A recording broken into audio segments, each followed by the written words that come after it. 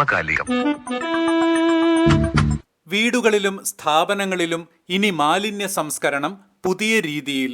കേന്ദ്ര സർക്കാരിന്റെ പരിഷ്കരിച്ച ഖരമാലിന്യ സംസ്കരണ ചട്ടങ്ങളും സുപ്രീം കോടതി മാർഗനിർദ്ദേശങ്ങളും അടിസ്ഥാനമാക്കിയാണ് ശുചിത്വ മിഷന്റെ നേതൃത്വത്തിൽ മാലിന്യ സംസ്കരണം. വിശദാംശങ്ങളിലേക്ക്. ഞാൻ ഡോക്ടർ ബിനു ഫ്രാൻസിസ്, ശുചിത്വ മിഷന്റെ എക്സിക്യൂട്ടീവ് ഡയറക്ടറാണ്. ശുചിത്വ മിഷൻ കേരള സംസ്ഥാന സർക്കാരിന്റെ ഒരു അംബ്രല്ല ഏജൻസി ആയിട്ട് വർക്ക് ചെയ്യുന്നു, പ്രത്യേകിച്ച് സോൾ വേസ്റ്റ് മാനേജ്മെന്റിന്റെ കാര്യത്തിൽ. കൂടാതെ ലിക്വിഡ് വേസ്റ്റ് മാനേജ്മെന്റും കൈകാര്യം ചെയ്യുന്നുണ്ട്. നിലവിൽ 2026 സോൾ വേസ്റ്റ് മാനേജ്മെന്റ് റൂൾസ് നിലവിൽ വന്നിട്ടുണ്ട്. 2000 നമുക്ക് ആദ്യമായിട്ട് municipal solid waste management rules വന്നു. തുടർന്ന് 2016 അത് വീണ്ടും പുതിയ രൂപത്തിൽ നോട്ടിഫൈ ചെയ്തിട്ടുണ്ടായിരുന്നു. ഇപ്പോൾ 26 സോൾ വേസ്റ്റ് മാനേജ്മെന്റ് റൂൾസ് നമുക്ക് ഏപ്രിൽ 1 തൊട്ട് വന്നു കഴിഞ്ഞു. കാലായ വ്യത്യാസം ആ ചട്ടത്തിൽ ഉണ്ട്. ഒന്നാമത്തെ വ്യത്യാസം എന്ന് പറയുന്നത്, നിലവിൽ നമുക്ക് നഗരമേഖലകളിൽ മാത്രമായിരുന്നു മുനിസിപ്പൽ സോൾ വേസ്റ്റ് റൂൾസ് ബാധകമായിരുന്നത്. ഇപ്പോൾ ഗ്രാമങ്ങളിലും വേസ്റ്റ് മാനേജ്മെന്റ് ഒരു പ്രശ്നമാണെന്ന് കണ്ടെത്തിയതിനെ തുടർന്നാണ് ഇത്തരത്തിൽ ഗവൺമെന്റ് ഓഫ് ഇന്ത്യ ഈ പറയുന്ന റൂൾസ് ഗ്രാമപ്രദേശങ്ങളെയും ബാധകമാക്കിയത്. രണ്ടാമത്തേത്, നമുക്ക് ഇതിനു മുമ്പ് 3 ബിൻ സിസ്റ്റം ആയിരുന്നു. ഇപ്പോ ഒരു സ്പെഷ്യൽ കെയർ വേസ്റ്റ് എന്ന രീതിയിൽ മറ്റൊരു തരം വേസ്റ്റും കൂടി, നിലവിൽ നമ്മൾ പൊതുവായിട്ട് കണ്ടിരുന്ന വേസ്റ്റിനെ സ്പെഷ്യൽ കെയർ കൊടുക്കേണ്ട വേസ്റ്റ് എന്ന ഗണത്തിൽ കൊണ്ടുവന്ന് അത്തരത്തിൽ വേർതിരിക്കുകയും അതിനെ പ്രത്യേകം ബിന്നിൽ കളക്ട് ചെയ്ത് പ്രത്യേകം കൈകാര്യം ചെയ്യുന്ന നിർദ്ദേശം കൊടുത്തു. മൂന്നാമത്തെ ഒരു മാറ്റം, ബൾക്ക് വേസ്റ്റ് ജനറേറ്റർ എന്ന രീതിയിൽ വൻകിട മാലിന്യം ഉൽപാദകർ എന്ന രീതിയിൽ ഒരു കാറ്റഗറി നേരത്തെ ഉണ്ടായിരുന്നു. പക്ഷെ അതിനൊന്ന് വൈഡൻ ചെയ്യുന്നുണ്ട്, ഡെഫിനിഷൻ ഒന്ന് വൈഡൻ ചെയ്തിട്ട് അവരെല്ലാം ഈ നെറ്റ്വർക്കിലേക്ക് കൊണ്ടുവരികയും അവർക്ക് പ്രത്യേകം റെസ്പോൺസിബിലിറ്റി ഫിക്സ് ചെയ്യുകയും, ഒന്നുകിൽ സ്വന്തമായി മാലിന്യം സംസ്കരിക്കണം, ഇല്ലാന്നുണ്ടെങ്കിൽ അത് അംഗീകരിക്കപ്പെട്ട ഒരു ഏജൻസി ആയിട്ട് ടൈപ്പ് ചെയ്തിട്ട് അവരെ കൊണ്ട് ചെയ്യിപ്പിക്കണം. ഈ ഒരു കോൺസെപ്റ്റ് കൊണ്ടുവന്നിട്ടുണ്ട്. ഇപ്പോൾ പുതിയൊരു നോട്ടിഫിക്കേഷൻ കൂടി ഗവൺമെന്റ് ഓഫ് ഇന്ത്യ കൊണ്ടുവന്നിട്ടുണ്ട്. ജില്ലാതലത്തിൽ ജില്ലാ കളക്ടർക്ക് വലിയ അധികാരം സോൾ വേസ്റ്റ് മാനേജ്മെന്റ് കാര്യത്തിൽ കൊണ്ടുവന്നിട്ടുണ്ട്. കൂടാതെ പൊല്യൂഷൻ കൺട്രോൾ ബോർഡ് ഒരു പ്രത്യേകം പോർട്ടൽ കൊണ്ടുവരികയും അവിടെ കൃത്യമായ വിവരങ്ങൾ അപ്ഡേറ്റ് ചെയ്യുന്നതിനുള്ള സംവിധാനം കൊണ്ടുവരികയും ചെയ്തു. എല്ലാ ലോക്കൽ ബോഡികളും പഞ്ചായത്തുകളും കൂടാതെ വൻകിട മാലിന്യ ഉൽപാദകരും അവരുടെ ചില റിട്ടേൺസ് ഫയൽ ചെയ്യുന്നത് പോലെ വിവരങ്ങൾ കൃത്യമായി അപ്ലോഡ് ചെയ്യുന്ന ഒരു ഏകീകൃതമായ ഒരു പോർട്ടൽ വന്നു എന്നുള്ളതാണ് ഒരു പ്രത്യേകത. കൂടാതെ സെഗ്രിഗേഷൻ വളരെ കർക്കശമാക്കി. ഇതിനേക്കാൾ ഉപരി മറ്റൊരു മാറ്റം വരുന്നത്, ഗവൺമെന്റ് ഓഫ് ഇന്ത്യയുടെ പല നോട്ടിഫിക്കേഷനിലും കാണുന്നത് ഒരു സെൻട്രലൈസ്ഡ് അപ്രോച്ച് ആയിരുന്നു. പക്ഷെ കേരളത്തിൽ പണ്ടുതൊട്ട് ഡീസെൻട്രലൈസ്ഡ് അപ്രോച്ച് ആയിരുന്നു. അപ്പൊ ഇതിനകത്ത് കുറച്ച് ഡീസെൻട്രലൈസ്ഡ് അപ്രോച്ച് കൊണ്ടുവന്നുള്ളതാണ്. കാരണം കേരളത്തിന്റെ നയത്തിന് അനുസൃതമായ രീതിയിൽ ഈ പറയുന്ന നയത്തിനകത്ത് ചില മാറ്റങ്ങൾ കണ്ടു തുടങ്ങി എന്നുള്ളതാണ്. ഇനി മറ്റൊരു മാറ്റം എന്ന് പറയുന്നത്, ഈ വേസ്റ്റ് എന്ന് പറയുന്നത് ഒരു ന്യൂയിസൻസ് അല്ല, ഒരു സ്ഥലം ഓക്യുപ്പൈ ചെയ്യുന്ന ഒരു വസ്തുവല്ല, അതിനെടുത്ത് മാറ്റുക എന്നുള്ള നയമല്ല. ആദ്യഘട്ടത്തിൽ ആ വേസ്റ്റ് എന്ന് പറയുന്നത് ഒരു സ്ഥലം ഓക്യുപ്പൈ ചെയ്യുന്നു, നമുക്ക് കാണുന്നതിന് വൃത്തികേടാണ്, ഇത്തരത്തിലുള്ള ഒരു സമീപനമായിരുന്നു. അതുകൊണ്ട് എടുത്തു മാറ്റുക എന്നുള്ളായിരുന്നു. ഇവിടെ ഈ പറയുന്ന ചട്ടത്തിൽ നമുക്ക് കാണാൻ കഴിയുന്ന ഒരു മാറ്റം, വേസ്റ്റ് എന്ന് പറയുന്നത് ആ പറയുന്ന സമയത്ത് അല്ലെങ്കിൽ ആ പറയുന്ന വ്യക്തിയുടെ കയ്യിൽ ആ പറയുന്ന സമയവും ആ പറയുന്ന സ്ഥലത്തും അതൊരു മാലിന്യമാണ്, അല്ലെങ്കിൽ ഒരു സ്ഥലം ഓക്യുപ്പൈ ചെയ്യുന്ന ഒരു സാധനമാണ്, ആ ഒരു മെറ്റീരിയലാണ്. എന്നാൽ മറ്റൊരു സമയത്തോ മറ്റൊരാളുടെ കയ്യിലോ മറ്റൊരു ആവശ്യത്തിനോ ഇത് ഒരു മൂല്യമുള്ള ഒരു വസ്തുവായിട്ടാണ് പരിഗണിക്കപ്പെടുന്നത്. അതുകൊണ്ട് അതിന്റെ മൂല്യത്തിനെ പരമാവധി എക്സ്ട്രാക്ട് ചെയ്യുക എന്നുള്ളതാണ്. അത് വേണമെങ്കിൽ നമുക്ക് ഒരു 5 തരം ഹൈറാർക്കി എന്ന് പറയുന്നുണ്ട്. ഒന്ന് പ്രിവെന്റ് ചെയ്യുക എന്നുള്ളതാണ്, 2 റിഡ്യൂസ് ചെയ്യുക എന്നുള്ളതാണ്, മൂന്നാമത്തെ എന്ന് പറഞ്ഞാൽ അതിനെ റീയൂസ് ചെയ്യുക. പലതും നമുക്ക് ഉപയോഗിക്കാൻ കഴിയും, ആ ഒരു സമയത്ത് അല്ലെങ്കിൽ വേറൊരു വ്യക്തിക്ക് അത് റീയൂസ് ചെയ്യാൻ കഴിയും, അത്തരത്തിൽ അതിനെ റീയൂസ് ചെയ്യുക. അടുത്തൊന്നും പറയുന്നത് അതിനെ റീസൈക്ലിംഗ് ചെയ്യുക. നമുക്കൊരു വേസ്റ്റ് ഉണ്ടെങ്കിൽ അതിനെ നമുക്ക് വേറൊരു മെറ്റീരിയൽ ഉണ്ടാക്കുന്നതിനോ അതിന്റെ റോ മെറ്റീരിയലായിട്ട് മാറ്റുന്ന രൂപത്തിൽ അതിനെ പുനഃചംക്രമണം ചേർക്കാം. ഏറ്റവും അവസാനമാണ് ഇനർട്ട്, അതായത് നമുക്ക് കുഴിച്ചു മൂടുന്ന രൂപത്തിലുള്ള ലാൻഡ് ഫില്ലിലേക്ക് കൊണ്ടുവന്നത്. അത് വളരെ കുറഞ്ഞിരിക്കണം എന്നുള്ളതാണ് പറയുന്നത്. ഇതാണ് ജനറലായിട്ടൊരു പോളിസി. ഇതുകൊണ്ട് ഉദ്ദേശിക്കുന്നത് നമ്മുടെ സമൂഹത്തിൽ കൂടുതൽ വേസ്റ്റുകൾ ഉത്പാദിപ്പിക്കപ്പെടുന്നുണ്ട്.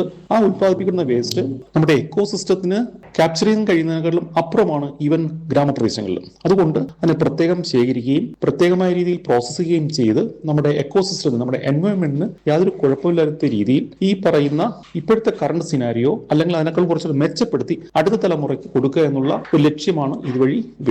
ഗ്രാമപഞ്ചായത്തുകൾക്കും നഗരസഭകൾക്കുമാണ് ഇതിനകത്ത് ഏറ്റവും വലിയ റോൾ ഉള്ളത്. കാരണം ഫീൽഡ് ലെവലിൽ അവരാണ് അത് ഇംപ്ലിമെന്റ് ചെയ്യേണ്ടത്. അത് ഉറപ്പാക്കുന്ന സംവിധാനം സംസ്ഥാന സർക്കാരിന്റെ ഭാഗമായിട്ട് ഉണ്ടാകുന്നു.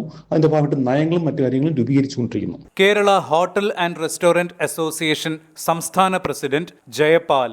കേന്ദ്ര സർക്കാരിന്റെ പരിഷ്കരിച്ച ഖരമാലിന്യ സംസ്കരണ ചട്ടങ്ങൾ പ്രാബല്യത്തിൽ വരികയാണല്ലോ. ജൈവ അജൈവ സാനിറ്ററി മാലിന്യങ്ങൾ, തടി ചിരട്ട, ഇ വേസ്റ്റ്, ബയോമെഡിക്കൽ പോലുള്ള മാലിന്യങ്ങൾ, ഇവയെല്ലാം 4ആയിട്ട് തരംതിരിച്ച് ഓരോ സ്ഥാപനങ്ങളും തരംതിരിച്ച് സംഭരിച്ച് വേർതിരിച്ച് സംസ്കരിക്കുവാനുള്ള ചട്ടങ്ങൾ സ്വാഗതാർഹമായ ഒരു കാര്യമാണ്. പക്ഷെ ഇവിടെ ചിന്തിക്കേണ്ട ഒന്ന് രണ്ട് കാര്യങ്ങൾ മാലിന്യ സംസ്കരണവുമായിട്ട് ബന്ധപ്പെട്ടുകൊണ്ട്, അതല്ലെങ്കിൽ ഉപയോഗശൂന്യമായ അല്ലെങ്കിൽ മലിനജല സംസ്കരണവുമായിട്ട് ബന്ധപ്പെട്ടുകൊണ്ട് വേണ്ട രീതിയിലൊരു പഠനങ്ങളോ കാര്യങ്ങളോ അതുമായിട്ട് ബന്ധപ്പെട്ടുകൊണ്ട് ചെറുകിട ഇടത്തരം സ്ഥാപനങ്ങളെ നിലനിർത്തിക്കൊണ്ട് മുന്നോട്ട് പോകുവാനുള്ള ഒരു ചർച്ചകളോ പ്രായോഗിക നിർദ്ദേശങ്ങളോ വരുന്നില്ല എന്നുള്ളത് വളരെ വേദനാജനകമായ ഒരു കാര്യമാണ്. വലിയൊരു വിഭാഗം വ്യാപാര മേഖല, പ്രത്യേകിച്ച് ഭക്ഷണ വിതരണ മേഖല ഏറ്റവും കൂടുതൽ പ്രതിസന്ധി നേരിടുന്നത് മാലിന്യ സംസ്കരണവുമായിട്ട് ബന്ധപ്പെട്ട കാര്യങ്ങൾക്കാണ്. കേരളത്തിലെ ഇടത്തരം ചെറുകിട റെസ്റ്റോറന്റുകളും മറ്റും വളരെ ബുദ്ധിമുട്ടാണ് തദ്ദേശ സ്വയംഭരണ സ്ഥാപനങ്ങളിൽ നിന്ന് ഇതുമായിട്ട് ബന്ധപ്പെട്ടുകൊണ്ട് അല്ലെങ്കിൽ PCBയിൽ നിന്ന് അനുഭവിച്ചു വരുന്നത്. നഗരപാലികാ നിയമം അതല്ലെങ്കിൽ പഞ്ചായത്ത് രാജ് നിയമത്തിലൊക്കെ ചൂണ്ടിക്കാണിക്കുന്നത് പോലെ തദ്ദേശ സ്വയംഭരണ സ്ഥാപനങ്ങൾ മാലിന്യ സംസ്കരണവുമായിട്ട് ബന്ധപ്പെട്ടുകൊണ്ട് പ്രത്യേകം സംവിധാനങ്ങൾ ഏർപ്പെടുത്തുക. അത് കരമാലിന്യമായാലും ജലമാലിന്യമായാലും ഇങ്ങനെയുള്ള കാര്യങ്ങളുടെ എല്ലാം ഉത്തരവാദിത്തം തദ്ദേശ സ്വയംഭരണ സ്ഥാപനങ്ങൾക്കുണ്ട്.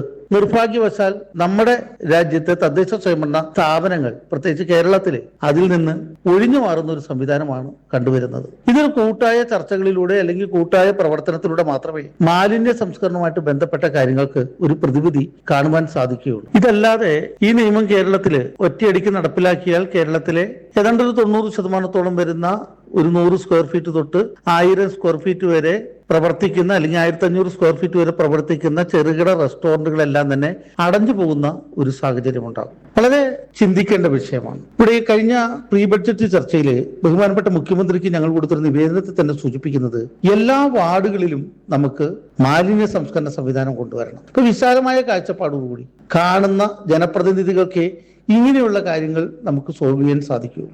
ഏത് രീതിയിലാണെങ്കിലും വ്യാപാര സംഘടനകൾ അതിനകത്ത് സഹകരിക്കാൻ തയ്യാറാണ്. ആ രീതിയിൽ ഒരു പൊതു ഉദ്ദേശത്തോടു കൂടി ഇവിടെ ബൾക്ക് വേസ്റ്റ് ജനറേറ്റേഴ്സ് എന്ന് പറയുമ്പോൾ ഹോട്ടലിനെ സംബന്ധിച്ചിടത്തോളം ഈ റെസ്റ്റോറന്റിനെ സംബന്ധിച്ചിടത്തോളം എനിക്കൊന്നൊരു 10-20% വരാനേ സാധ്യതയുള്ളൂ. ബാക്കിയെല്ലാം ചെറുകിട ഹോട്ടലുകളാണ്. ഈ ചെറുകിട റെസ്റ്റോറന്റുകളെ വൈറ്റ് കാറ്റഗറിയിൽ ഉൾപ്പെടുത്തി എന്ന് പറയുന്നതല്ലാതെ ഇപ്പോഴും അവർക്കും അതിലേറെ ബുദ്ധിമുട്ടാണ്. സംസ്കരിച്ച ജലം, അതായത് സോക്പിറ്റുകൾക്ക് കൂടെ വേർതിരിച്ച വെള്ളം ഓടയിലേക്ക് ഒഴുകാൻ പഞ്ചായത്തുകൾ സമ്മതിക്കുന്നില്ല.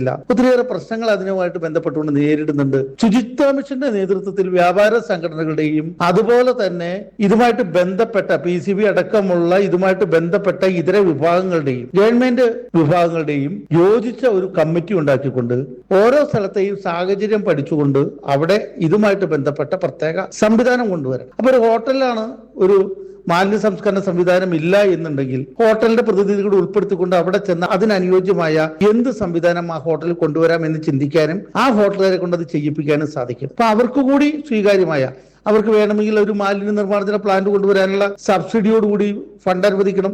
എന്തായാലും നമുക്ക് ഇതിന്റെ ഒരു പരിഹാരം കാണണം എന്ന് മാത്രമാണ് എന്റെ അഭിപ്രായം.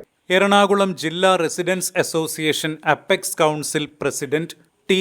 രംഗദാസ പ്രഭു പ്രത്യേകമായിട്ടും ഇന്ന് കേന്ദ്ര നിയമം, അതായത് ഖരമാലിന്യ സംസ്കരണത്തിന്റെ ഒരു നിയമം പ്രാബല്യത്തിൽ വന്നു. എന്തായാലും കേരളത്തിൽ ഇതെല്ലാം പ്രാവർത്തികമാക്കി തുടങ്ങി 4ആയിട്ട് തിരിച്ചിട്ട് ഇത് ജൈവ, അജൈവ, പിന്നെ ഖര ഇതെല്ലാം വേർതിരിച്ചുകൊണ്ടുള്ള ഒരു സംസ്കരണം. തീർച്ചയായിട്ടും ഇതിനെ ഫുള്ളായിട്ട് നമ്മൾ സപ്പോർട്ട് ചെയ്യുകയാണ്. ഈ വലിച്ചെറിയുന്ന സംസ്കാരം പാടില്ല. അതിന് എൻഫോഴ്സ്മെന്റ് ശക്തമായി ഇടപെടണം. ആരായാലും, അതായത് നമ്മളെ ഫ്ലാറ്റ് ഓണേഴ്സിന് വേറെ തന്നെ ഒരു നിയമം വന്നു. അപ്പൊ അങ്ങനെയാണെങ്കിൽ ഫ്ലാറ്റ് ഓണേഴ്സിന്റെ കളക്ഷൻ ഡ്രൈവ് എങ്ങനെ വേണമെന്നുള്ളത് ഈ നിയമത്തിലൂടെ നമ്മുടെ തദ്ദേശ സ്വയംഭരണ സ്ഥാപനങ്ങൾ ഇനീഷ്യേറ്റീവ് എടുക്കേണ്ടതായിട്ടുണ്ട്.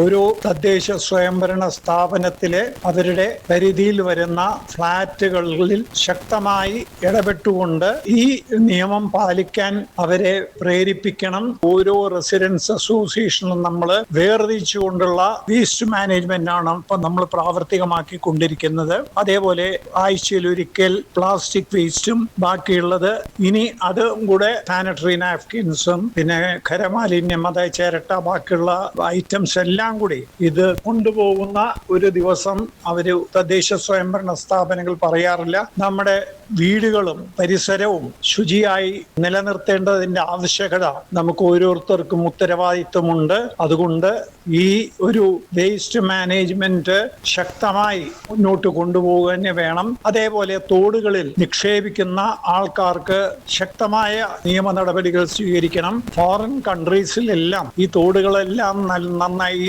സൂക്ഷിക്കുന്നുണ്ട്. അതിന് ഓരോ ഘട്ടങ്ങളിലായി ഇത് പ്യൂരിഫിക്കേഷൻ കൂടെ നടത്തണം. നമുക്ക് ഒരുമിച്ച് പ്രവർത്തിക്കണം.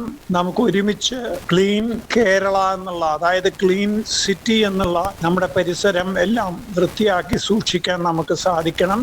കേന്ദ്ര സർക്കാരിന്റെ പരിഷ്കരിച്ച ഖരമാലിന്യ സംസ്കരണ ചട്ടങ്ങളും സുപ്രീം കോടതി നിർദ്ദേശങ്ങളും അനുസരിച്ചുള്ള പുതിയ ഖരമാലിന്യ സംസ്കരണ സംവിധാനം നിലയിൽ വന്നിരിക്കുകയാണ്. Kochi municipal corporation mayor advocate VK Minimol. നമുക്ക് എല്ലാവർക്കും അറിയാവുന്നതുപോലെ തന്നെ നമ്മൾ ഘട്ടം ഘട്ടമായിട്ടാണ് മാലിന്യ സംസ്കരണത്തിനുള്ള ശീലങ്ങൾ നമ്മളുടെ പൊതുജനങ്ങളുടെ സഹകരണത്തോടുകൂടി നടപ്പാക്കി വരുന്നത്. ആദ്യകാലങ്ങളിൽ നമ്മൾ എല്ലാവരും എല്ലാ വേസ്റ്റും ഒരുമിച്ചിട്ട് നമ്മുടെ വീടുകളിൽ വേസ്റ്റ് എടുക്കുന്നതിന് വേണ്ടി വരുന്ന തൊഴിലാളികൾക്ക് കൈമാറിയിരുന്നു, അല്ലെങ്കിൽ നമ്മൾ ബിന്നുകളിൽ കൊണ്ടുപോയി നിക്ഷേപിച്ചിരുന്നു. അവിടെ നിന്നും നമ്മൾ ഘട്ടം ഘട്ടമായി ബയോ വേസ്റ്റ്, അലിയുന്ന വേസ്റ്റുകളും അലിയാത്ത വേസ്റ്റുകളും എന്ന രണ്ട് രീതിയിൽ നമ്മൾ സംസ്കരിച്ച് രണ്ടായിട്ട് തരംതിരിച്ച് അത് ശേഖരിക്കാൻ വരുന്ന തൊഴിലാളികൾക്ക് നൽകുമായിരുന്നു. അതിനുശേഷം നമ്മൾ അതിൽ നിന്നും സാനിറ്ററി പാഡുകളും ഡയപ്പറുകളും മാറ്റി ശേഖരിക്കുന്നതിനുള്ള ഒരു അവബോധവും അതനുസരിച്ചുള്ള നിയമങ്ങളുമാണ് കൊണ്ടുവന്നതെങ്കിൽ ഇപ്പോൾ നമുക്ക് മുന്നിലേക്ക് 4 മാലിന്യം തരംതിരിക്കുന്നതിന് വേണ്ടിയിട്ടുള്ള നിർദ്ദേശമാണ് വന്നിരിക്കുന്നത്. എല്ലാവരുടെയും പൂർണ്ണമായ സഹകരണം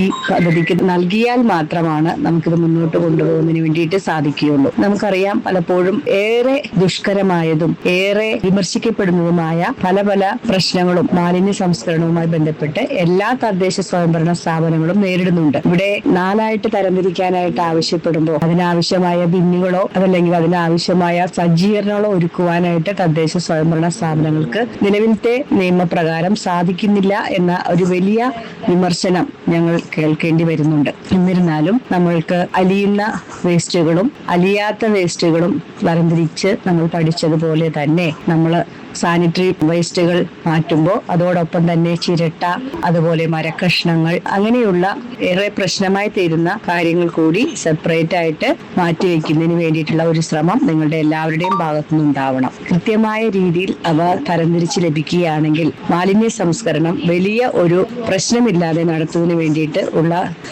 വലിയ ഒരു സഹായമായി മാറും എന്ന തിരിച്ചറിവാണ് സുപ്രീം കോടതിയുടെയും കേന്ദ്ര സർക്കാരിന്റെയും ഇപ്രകാരമുള്ള ചട്ടങ്ങൾ, ഭേദഗതിയും നിർദ്ദേശങ്ങളും ഒക്കെ വരാൻ കാരണമായിട്ടുള്ളത്. ഇത് പൂർണ്ണമായി നടപ്പാക്കാൻ സാധിക്കുകയാണെങ്കിൽ തീർച്ചയായും വലിയ ഒരു വ്യത്യാസം ഖരമാലിന്യ സംസ്കരണവുമായി ബന്ധപ്പെട്ടിട്ടുള്ള കാര്യങ്ങളിൽ ഉണ്ടാക്കാൻ കഴിയുമെന്ന പൂർണ്ണമായ ബോധ്യമാണ് ഞങ്ങൾക്ക് എല്ലാവർക്കും ഉള്ളത്. കൊച്ചിൻ കോർപ്പറേഷന് മേയർ എന്ന രീതിയിൽ ഇത്തരം കാര്യങ്ങളുമായിട്ട് സർക്കാർ നിഷ്കർഷിച്ചുള്ള രീതിയിൽ മുന്നോട്ട് പോകുവാൻ തന്നെയാണ് ഞങ്ങളുടെ തീരുമാനം. അതിനാവശ്യമായ ട്രെയിനിങ്ങുകളും അതിനാവശ്യമായ നിർദ്ദേശങ്ങളുമെല്ലാം ഞങ്ങളുടെ ഹരിതമിത്രം അംഗങ്ങൾക്ക് നമ്മൾ നൽകുന്നുണ്ട്. നമ്മുടെ ഉദ്യോഗസ്ഥർ അതിനാവശ്യമായ ട്രെയിനിങ് ഒക്കെ കഴിഞ്ഞിട്ടുണ്ട്. അതുമായി ബന്ധപ്പെട്ട് ആവശ്യമായ മാറ്റങ്ങൾ വരുത്തിക്കൊണ്ട് ഈ ഒരു നിർദ്ദേശം നടപ്പാക്കുന്നതിന് വേണ്ടിയിട്ടുള്ള ശ്രമങ്ങളാണ് കൊച്ചി മുനിസിപ്പൽ കോർപ്പറേഷൻ ഏരിയയിൽ നടത്തിവരുന്നത്. പരിസ്ഥിതി സംരക്ഷണത്തിനും മനുഷ്യന്റെ ആരോഗ്യത്തിനും മാലിന്യ സംസ്കരണം അത്യന്താപേക്ഷിതമാണ്. മാലിന്യ സംസ്കരണത്തിന് ശാസ്ത്രീയ രീതികൾ വരുന്നത് എന്തുകൊണ്ടും സ്വാഗതം ചെയ്യപ്പെടേണ്ടതു തന്നെ. നിർവഹണം റിയ. സഹായം TP വിവേക്. സമകാലികം.